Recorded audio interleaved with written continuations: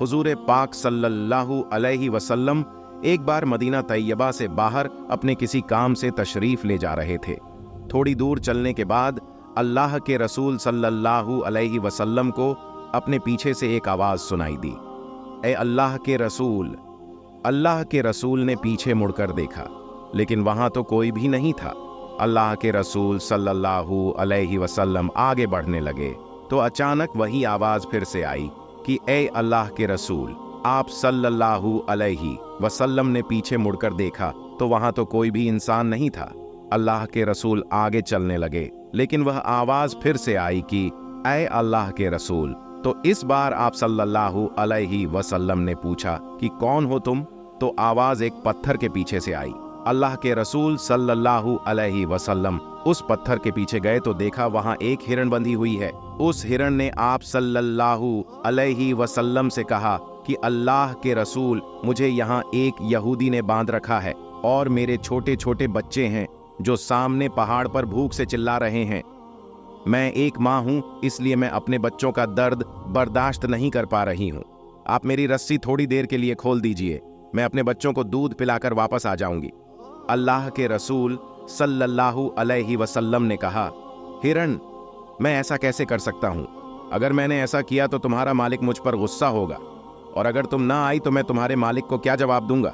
हिरण ने कहा, ए अल्लाह के रसूल, मुझे अच्छी तरह पता है कि मैं किससे वादा करके जा रही हूँ। आप सल्लल्लाहु अलैहि वसल्लम अल्लाह के रसूल हैं। अगर मैंने आपसे झूठ बोला और वादा खिलाफी की तो अल्लाह ताला मुझे बहुत सख्त सजा देगा। मैं वादा करती हूं कि आप मुझे खोल दें, मैं अभी जल्दी से अपने बच्चों को दूध पिलाकर वापस आ जाऊंगी। अल्लाह के रसूल ने कहा, ठीक है, लेकिन जल्दी आना। और फिर अल्लाह के रसूल सल्लल्लाहु अलैहि वसल्लम ने उस हिरण की रस्सी खोल दी। वह हिरण दौड़ती हुई पहाड़ों की तरफ चली गई। इतनी देर में वहां वो यहूदी आ गया और अपने हिरण की रस्सी खुली देखकर अल्लाह के रसूल सल्लल्लाहु अलैहि वसल्लम पर गुस्सा होने लगा और कहने लगा कि तुमने मेरा हिरण क्यों खोला? अल्लाह के रसूल ने उससे कहा कि भाई थोड़ा सब्र रखो, वह हिरण मुझसे कहकर गया है कि मैं अभी वापस आ रही हूं। यह सुनकर यहूदी हंसने लगा और कहा कि यह तो बहुत अच्छी बात है, अब जानवर भी तुमसे बातें करने लगे। अल्लाह के रसूल ने कहा, मेरा यकीन करो, वो हिरण अभी वापस आ जाएगा। यहूदी ने कहा, ठीक है, और अगर वापस नहीं आया तो आपको उसकी कीमत अदा करनी पड़ेगी। आप सल्लल्लाहु अलैहि वसल्लम ने कहा, हाँ मैं तैयार हूं। अल्लाह के रसूल सल्लल्लाहु अलैहि वसल्लम और वह यहूदी उसी जगह बैठ गए और हिरण का इंतजार करने लगे। काफी देर गुजर चुकी थी। अचानक उस यहूदी की नजर पहाड़ पर पड़ी तो देखा कि वही हिरण दौड़ते हुए अल्लाह के रसूल सल्लल्लाहु अलैहि वसल्लम की तरफ आ रही है, और देखते ही देखते वह हिरण अल्लाह के रसूल के पैरों के पास आकर बैठ गई।